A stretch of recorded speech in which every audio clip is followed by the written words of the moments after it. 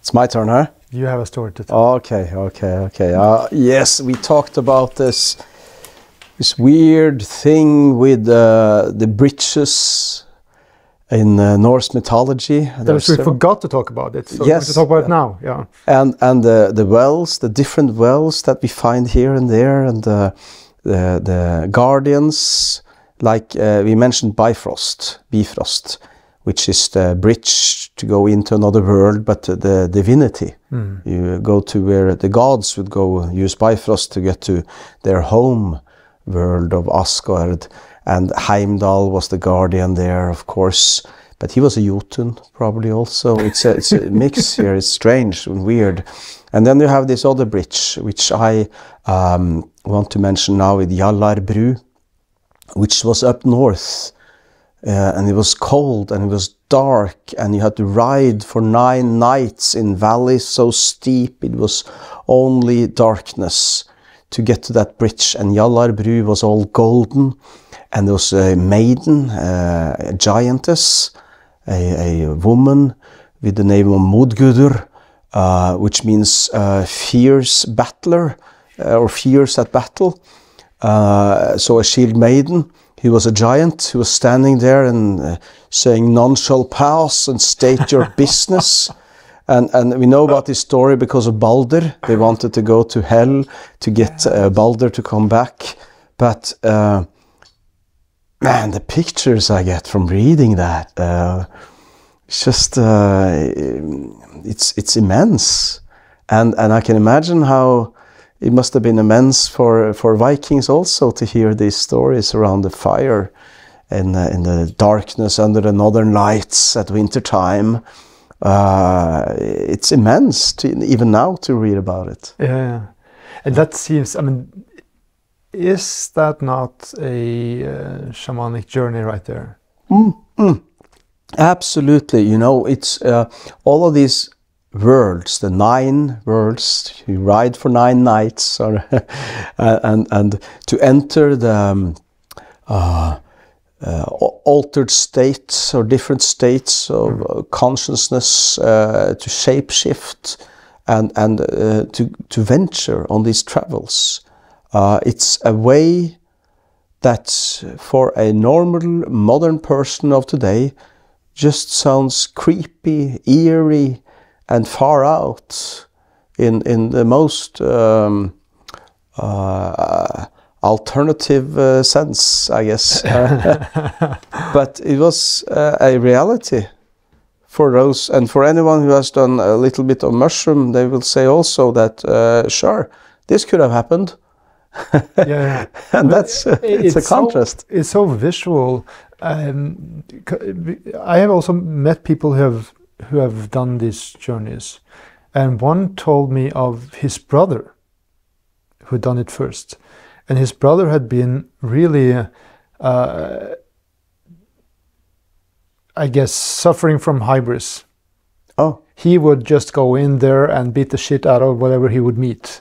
And of course what happened is that when he did the journey, he got beaten up severely, of course, a couple of times, and now he's actually changed into a much better human being. Yes, of course, because well, I can talk about this from my experience. You get to experience humility at a whole different level, and that part of being a part of something larger than yourself. It's meaningful, all's well in that direction, but it's also a new journey, because if you have been entangled before in here, or especially up here, or if your past lives have been filled with entanglement and trauma, and you don't understand this, we have talked, I know we've talked about this before with Carl Jung's words, that you shouldn't, there's no shortcut to wisdom. Beware of unearned wisdom. Beware of unearned wisdom, thank you. And it's the unearned part here, which is the intriguing part, because you cannot be 20 years old and have things you don't understand and then just barge at it and try to understand everything at once. Yes, you are a controllable person. Then you're not part of the journey, and the journey is a state of being, right? And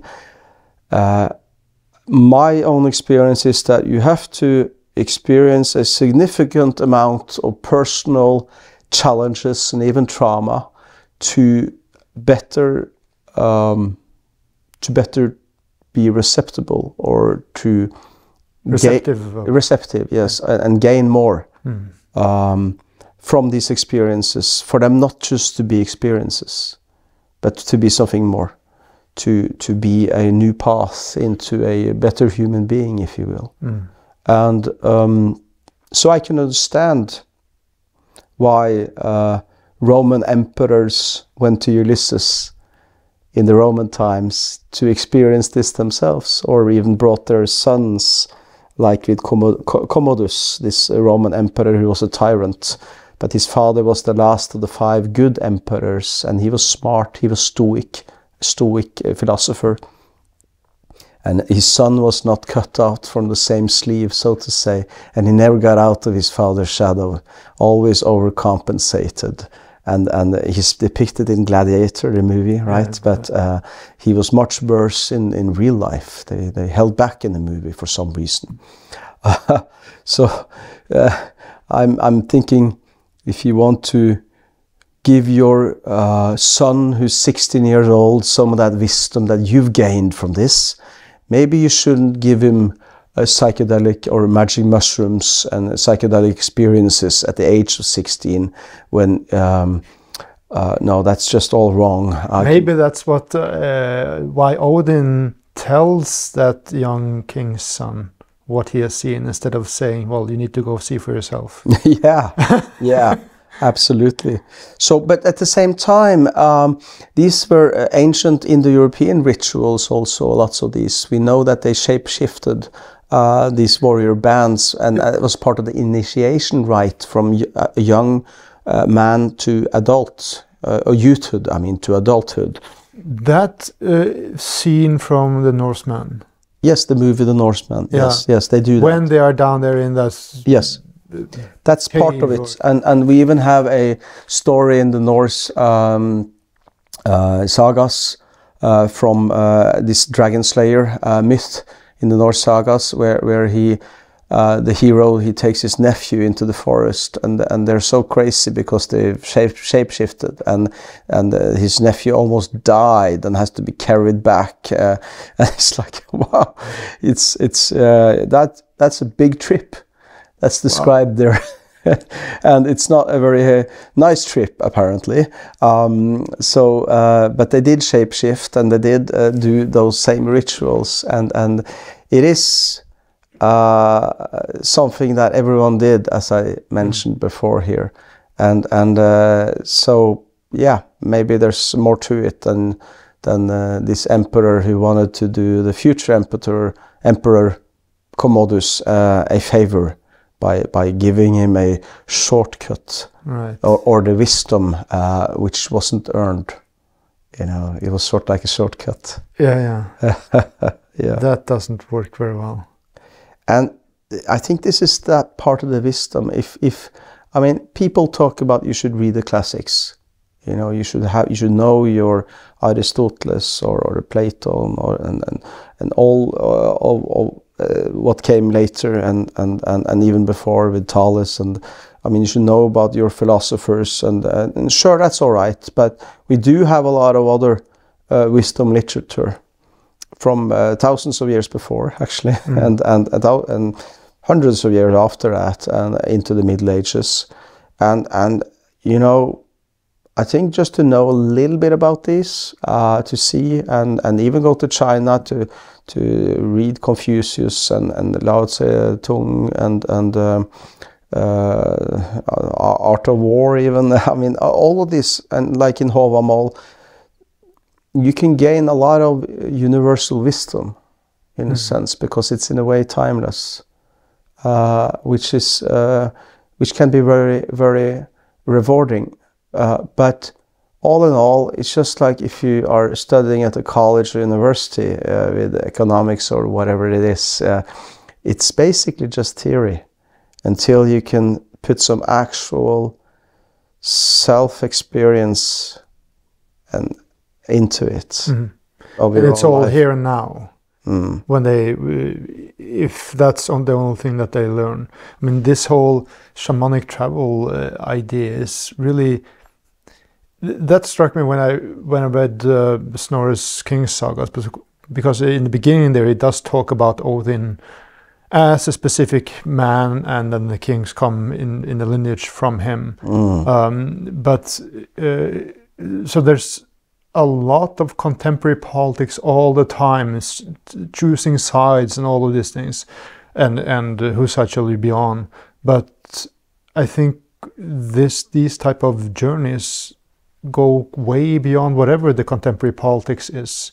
You get to that connection with something that is eternal. Yes, universal. And universal, yeah. Yeah, absolutely. And if you look on the Viking Age, or even after the Viking Age, when they wrote down the sagas, but they were orally transmitted, right, and passed on from generation to the next, it can seem it can seem very confusing to a lot of people jumping into it. You got to start somewhere. You should start with Thor, for example, with the hammer, and just get away from all that Marvel and all that stupid things, from this. It's just ridiculous. But you can, if you want to leave all that behind and just start, dive into it somewhere. Odin is complex, but Thor is easier, and you can read about how we went to Jotunheim and how we battled with the Jotuns, and when I did it when I was young, real young. It was amazing, but it was more like reading a dream, if you understand what I mean. And it was, you get these pictures and they stay with you, and you experience later in life some of the struggles that Thor faced. He was never good enough. You try your best, for example, and you think about this, what you read as a child, and you say, whoa, there was something to it, right? But then with this wisdom that we are now trying to convey or talk about, to read this anew and see it in a larger perspective, or in other and several perspectives. For example, just by looking at the 3 different traditions all merging, blending together in Scandinavia for a period of 3,500 years until the start of the Viking Age. Ooh. That's a whole different approach, which can bring even more new things to the table, can give even more meaning. Yeah, and I think also the whole thrust of the Eddas is giving these gods very human qualities. Like you say, Thor is constantly coming short when it comes to doing certain feats, for example. So it's always a situation where even when you are a god or think you're a god, you will meet a situation where you don't master it, where there's something greater than you. And also we have talked about briefly before about Loki. And his role in there, where he manipulates and comes in as this trickster, volatile trickster element that the gods can't really control. And Loki has taught me a lot, because initially to me he was kind of evil, he's a bad guy. He's a bad guy. But then when I understand that he was a Jotun, and doing everything he could to beat his acid. This is guerrilla warfare. It's not only that, it's psychological warfare. And information warfare, and it's trickster about, we have a saying here in Norway, don't try to trick the trickster. I'm sure it's international. But in Norwegian it's ikke lure en luring. It's a way of survival. And it's in the extremities, but in the good way, because you can learn from it. And suddenly Loki transforms to me and is the hero. Teaches me a lot about grit and the importance of stamina and not giving up, and using everything you can to turn things around to your advantage. Even though he had a horrible fate, even then the story wasn't ended with Loki. And I mean, we both trained for many, many years Brazilian Jiu-Jitsu, right? And to me, that's also astonishing. You find parallels there also, because that's also had got a lot to do with technique and with joints more than muscles, with brains more than size. Oh yeah. And as I get older and I still continue to train this, I find it really interesting, because the older I get, the weaker I get, of course, and my opponents are, you know, almost jacked. Well, yeah, and half my age, and they have a stamina which is crazy compared to mine, and so they're stronger, they can last longer, they're more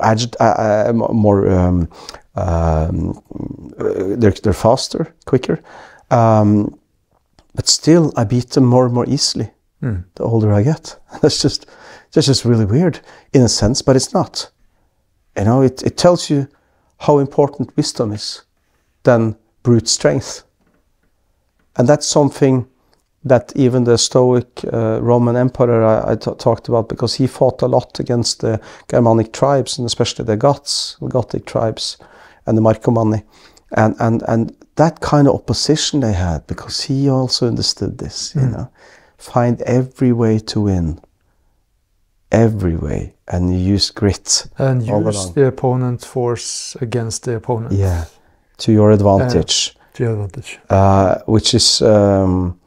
Which is conversely a lot of the martial arts in Asia, in China and Japan and Korea, well, China and Japan are like that, like with Tai Chi and Aikido, Aikijutsu, Jiu-Jitsu, are much based on that, you know. So you can beat the larger foe. And in a sense, what Loki did was guerrilla warfare. And then suddenly he's the hero. Yeah. Because there are certain remarkable stories that again are really quite concrete and show how exposed the gods are. Again, if you think of them as gods, but of course the perspective you're bringing in here makes them very, very human. And it's a story where he steals the apples of Eden. Yes. Which is that thing that makes the gods not grow old. Yeah. So that's also interesting, that they actually start growing old, and then they are dependent upon eating these things to remain young. So they're completely exposed to the laws of nature, and then that's again sort of the Taoist element. Yeah, and they can't. I mean, it's rather crazy, really, because you can think of the gods as gods, like God in the Christian tradition. But then they're weak and vulnerable, and they can die, and they can grow old. And they have to talk with, in that story. They have to talk with Loki and get him to get the apple that they need back. Yeah. Right? It's a really peculiar story. Yeah. I agree. Yeah. I think that is so much more. Speaking of what you said with training jiu-jitsu, it's a reality check. You cannot come in thinking that I'm this or this great, and that's going to save you. I mean, there's many stories about that, obviously in Greek mythology as well, and in Norse mythology. I mean, the whole, well, you have, for example, Niobe, yes, who was so proud. She had 12 children, I think, and she was bragging that, was it Hera who only had 2? Yeah. And then, pew, pew. Yeah. One by one, all of her children are killed because she thought she was something better than a god. So, and that's also the same thing, I guess, that you can at least read into the stories about Thor and Odin, that they are not the strongest. They cannot just impose their will regardless of the situation. Yeah, and you have other similarities, like in Mycenaean Greece and with Zeus. running after all these women who are goddesses and mortals. And mortals, yes, and they have to like turn into an island at some point just to escape him, shapeshift, you know, and it's really interesting in seeing the similarities with the Norse mythology and how they would find women or seek women or try to marry off well,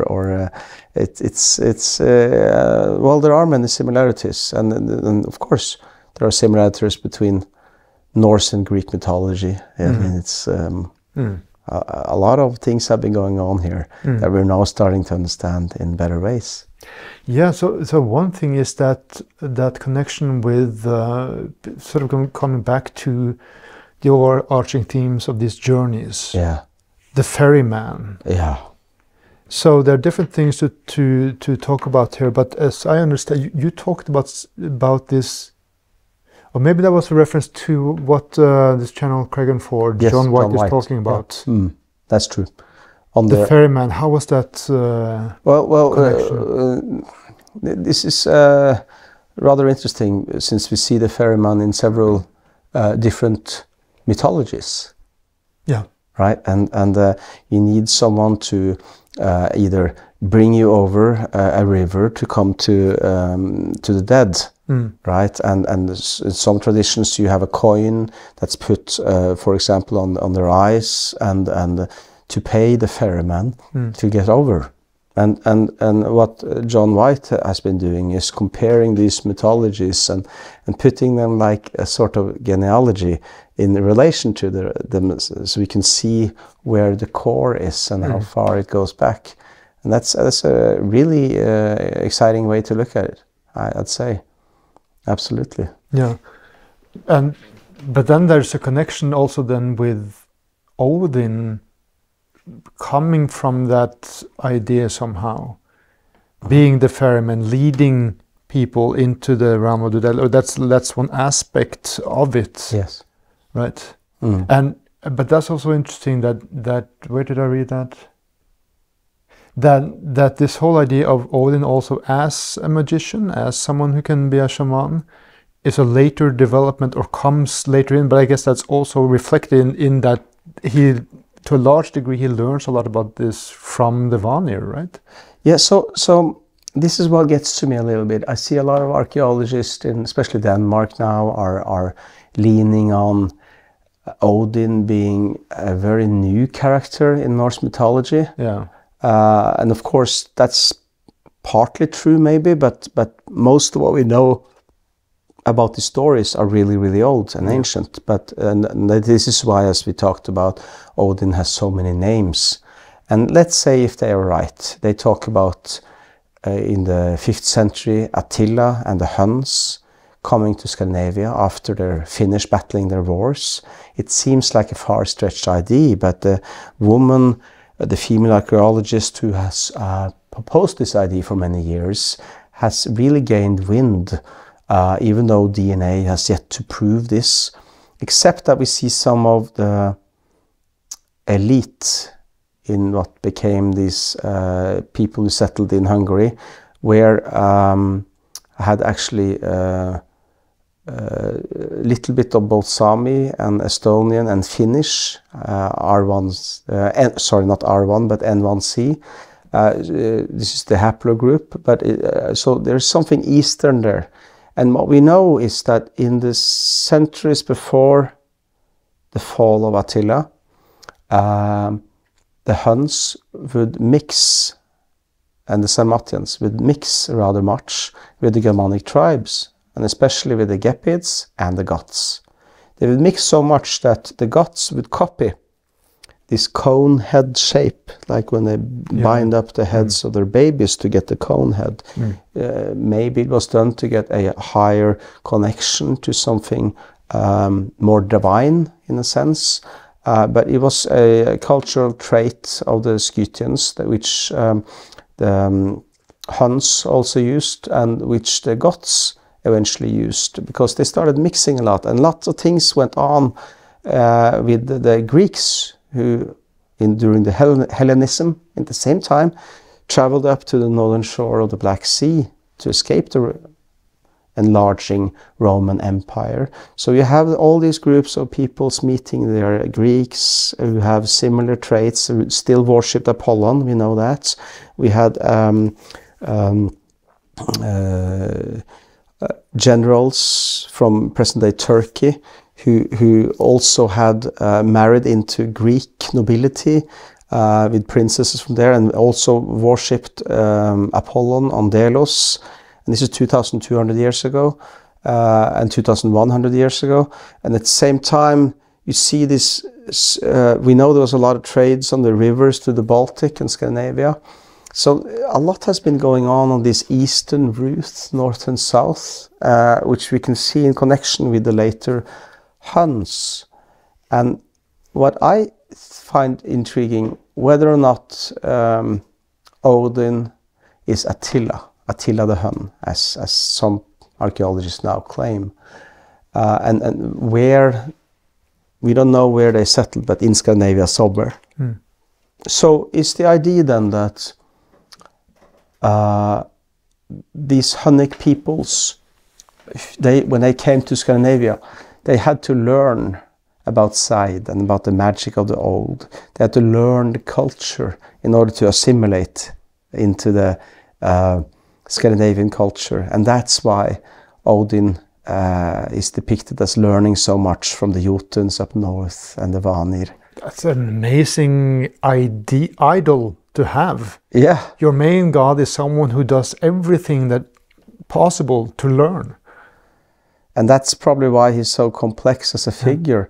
And if that's correct, then we have sort of depictions of an Odin figure both in the late Iron Age, in the early Iron Age, and even in the Bronze Age and Neolithic times. And you mix that together in a mashup and you get Odin. How was that connection in? Because I saw that series on your recommendation, the Danish TV show. Yeah, the riddle or the enigma Odin. Yes, right. There is a connection there with the spear dancer. Yes, who is depicted. Yes, and it's because we see in a lot of these medallions and golden bracteates and helmets and runic inscriptions with rock carvings. We see dances and shape-shifting, and clearly they are dancing, and one of these depict even spears that are moving in so widely round and round that the spears are bending. That's the depiction you get when you do this, apparently. We have Tacitus, he talks about, he wrote about, how naked Germanic warriors would dance into ecstasy with weapons. And we have also many rock carvings on stones, going really far back in time, that shows how they would dance and have ceremonies on boats, even. That's something to try. And when you're on a boat with dragon heads and we'll do a special episode where we're tripping on mushrooms. But what's the connection with the spear? Because that's Gungne, the spear that he has. Yeah. That's Odin's spear. That never misses his targets. It comes back. Yeah.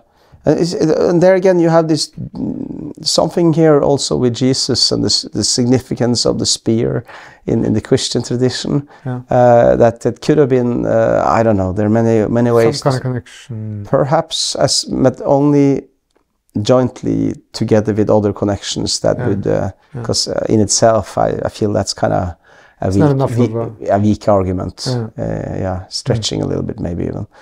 But the spear is interesting, but you did have a lot of magic weapons, we did have swords with names that were passed on through generations and who had both inscriptions and, names, but had been taking part in famous battles, and they were considered to be magical. Yeah, you still have it in Njol's saga, where Gunnar has...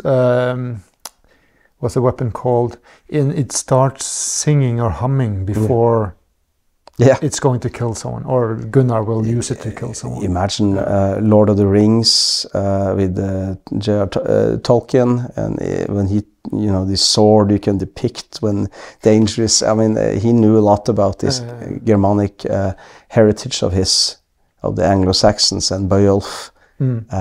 So yeah, and that's how we can play out and see, because now we're into that part of history in the later Iron Age, where we also have a lot of artifacts, right?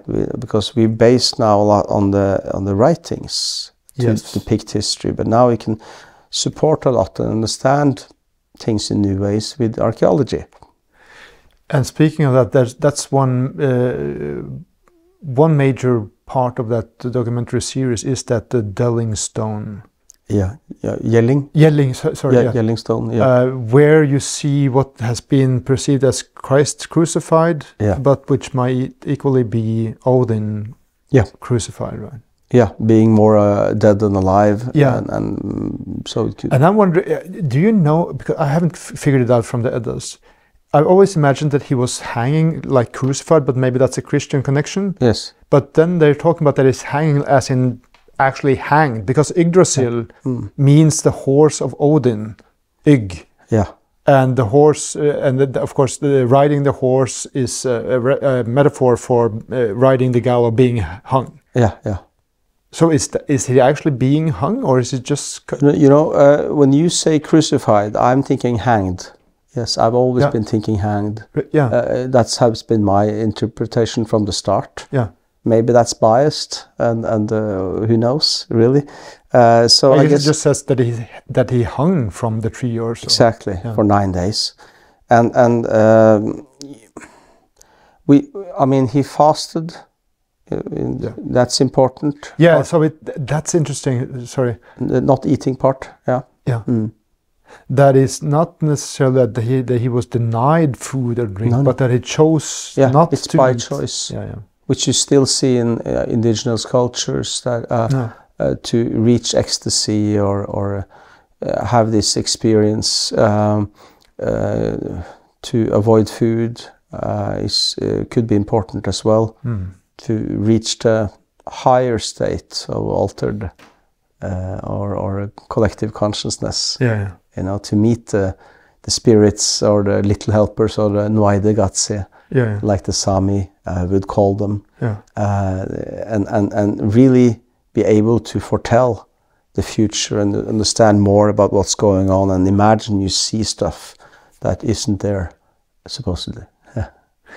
Yeah, and then we get to the whole situation where they know Ragnarok is coming. Yeah, yeah.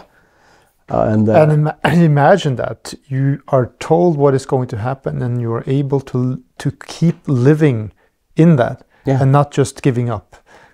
That's a fantastic image. There's not much you can do when for some reason, but of course, a lot of these stories about Ragnarok came during the Viking Age, in the early part of the Viking Age, after the real Ragnarok, this catastrophe. Yeah. That happened in between 536, the year 536, and it continued because this was two earthquakes, two volcanoes. Eruptions, yeah. Yes, and then you have the plague, Justinian plague, in 541. But both of these occurred in ways that lasted for at least a century, well into the 7th century. It's intriguing because it's so similar to other catastrophes that we experienced before and after, because the same things happened. That's what makes this a little bit important to talk about, I think. Yeah. Because it's relevant today. If this was 1500 years ago, and these catastrophes happen every 1500 years, going back over 8,000 years, so where are we now?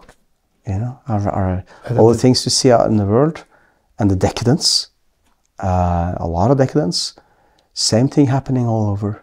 So if you want, I can go through very easy what happens before a crisis, what happens during a crisis, and importantly, what happens after the great catastrophe when the world needs to be rebuilt. Yeah. Because rebuilt. that's a fantastic thing, that it's not, I guess we talked about it, not the end of the world is not the end of the world. No, it's that linear Christian, Judeo-Christian tradition which is not applicable here at all. Yeah, and there is, I want to hear you speak about that, but there is surprisingly concrete information about how this looks, like the wolf swallowing the sun. Which and also when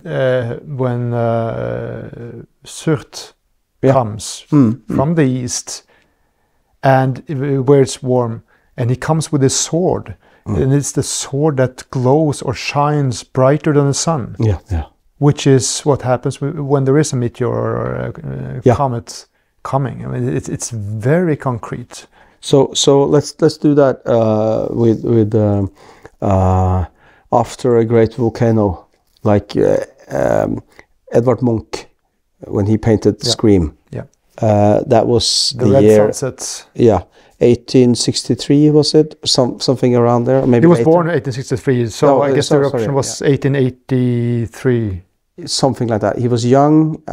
He didn't write Scream immediately after that.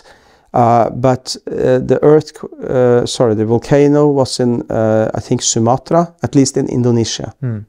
And the whole of Earth was glowing red for, I don't know how long, but long, like at least 2 weeks. And then you had the smog, and in addition you had not just the glowing red, and of course he painted Scream, being scared, or what that gave him as an experience, to see and feel a connection with something catastrophical. And maybe it was in his DNA or in his past lives lived or past trauma of people who have experienced this. Because it is really, really interesting that we have these 2 giant earthquakes, which creates a Fimbulvinter in the early 6th century. And only a few years later, we have the plague breaking out. And those 2 combined not only caused the decimation, but you had, in certain areas, half the population died of Europe. And Emperor Justinian, the Eastern Roman Emperor, he got it, but he got well. So that's why it's called the Justinian plague, right? It's sort of gotten a bad rap for that. And the same thing happens then before each catastrophe. Every 1500 years, and even the Black Plague, which is in between there, because at a certain point, we're just too many people.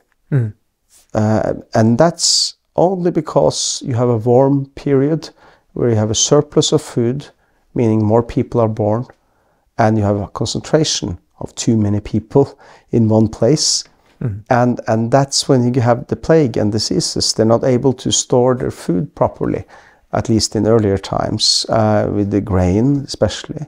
And then the diseases are spread more easily with the rats and all these other rodents.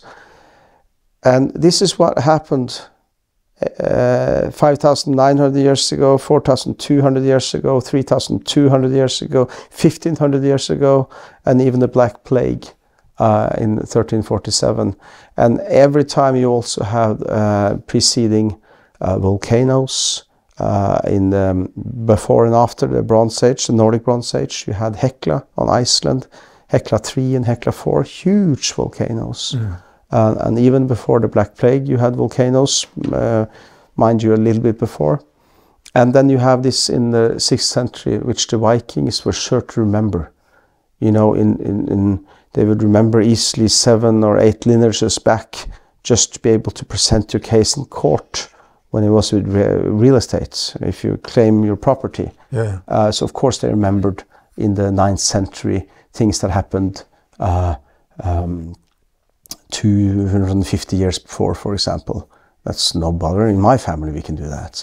So people will talk about, I'm sure, always to the kids when they had a 3-year-long winter, when so many people died. And of course, they don't talk too much about what happened before, but they knew there was a lot of warfare, and there was. And it's described brother will turn against brother. And exactly. And that's what happened. And that's what we see when Germanic tribes would fight each other, some under Attila the Hun, like the Goths, and then they had other Goths who fought against them for the Romans and lost.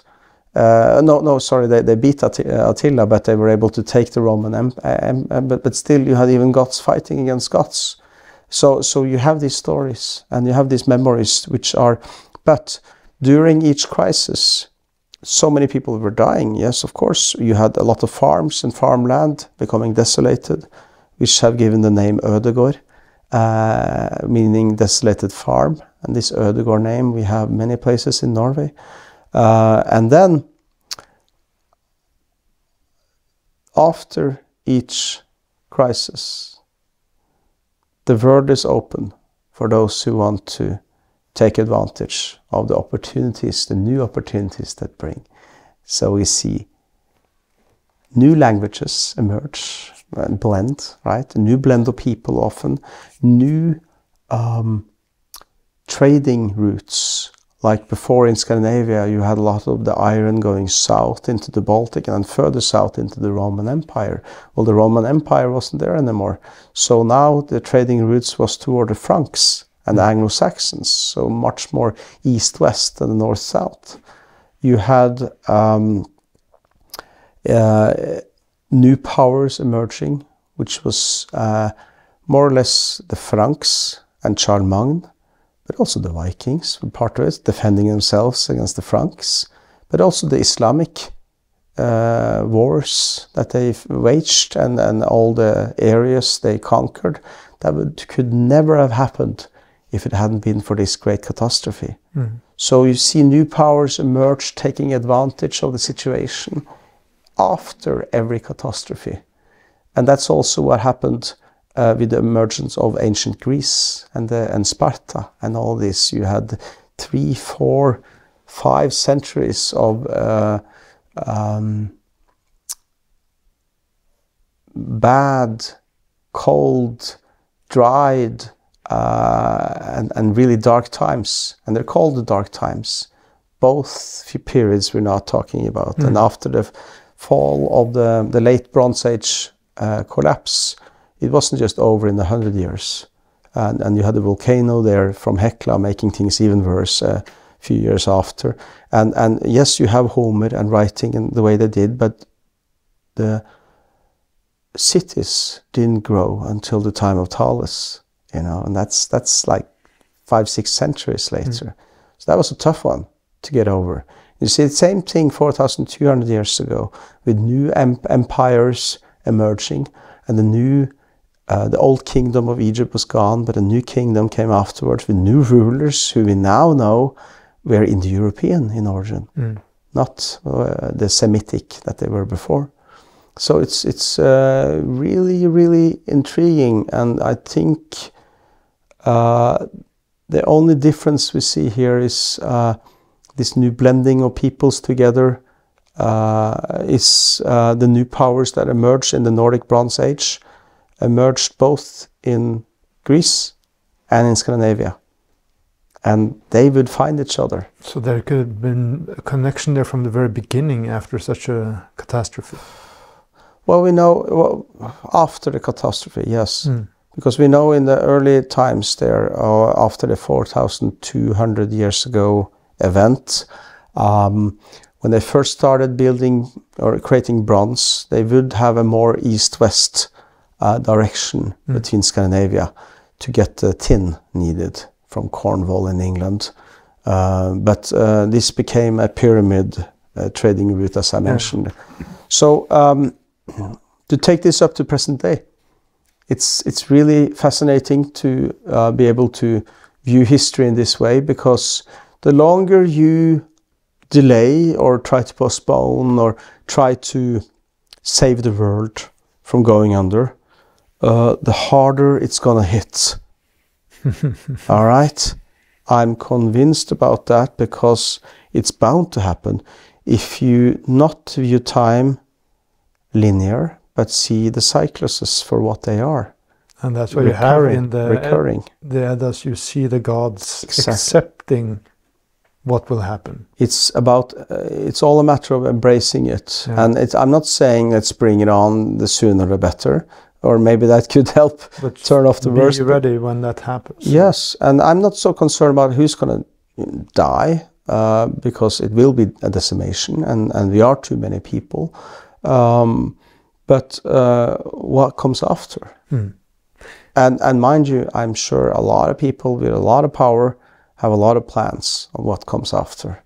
Because, I mean, we're not the only ones talking about this. If you're able to learn from history, you should be able to learn from how to not only survive a disaster, but how to rebuild society afterwards. And of course, there are some things we see. Religion comes back strong. New powers emerge, yes. It's a question of what kind of religion. Yeah. Yes, and with more totalitarian, do you say that? Totalitarian. Thank you. More totalitarian societies than you had before the crisis. Yeah. And before the crisis, you see much more of the meek, much more laziness, much more decadence. That's what we're having now. You made an interesting point earlier today when we were talking privately. This thing about making work that is subtle so that it will survive the totalitarian authoritarian leaders that will come after such a disaster. If they cannot smell some political content there, then your work might have a possibility of surviving. Well, my angle there is quite simple, and I think, I mean, we're here, we're talking together, and you have the angle of being a painter, whereas I only have words. And I know how easily words can be twisted and twined and disappear, and books can be burned, and they will be burned. And I know the chances of my words surviving and being beneficial in 100 or 200 years is very, very slim. But if you, especially with painting, if you're able to, if you want to have what's the best chance of having something you create survive so it can matter when you are wanting to rebuild society after the dark ages or dark times? How can you make sure that what you make are being remembered and being of use in the future? And perspective. Well, yeah, because we have to rebuild society, and we should try to leave them with something. And it's not like I can write some words down and just put it in a bottle and hope that it survives, because even languages change afterwards, right? Yeah. But for those people in the future to be able to reconnect with their past, feel the innateness, if you will, that they have to be receptive. Like Odin, he said today, there has to be art that hits you, in your heart. It's just, and I agree. And my point then is, you can actually see in history what kind of art that survives, that is not being burned or thrown away or forgotten. And my point there was, you should try to make something subtle with a little bit of depth. Yeah. So, but not too obvious, not too provocative. That will be burned immediately. It has to be able to survive when we know that what comes after its catastrophe is strong, more religion, more totalitarian leadership until things normalize by themselves. This takes maybe a century in the rebuilding process, or it could be shorter. But it's more spread, fewer people. It's more feudal, if you will.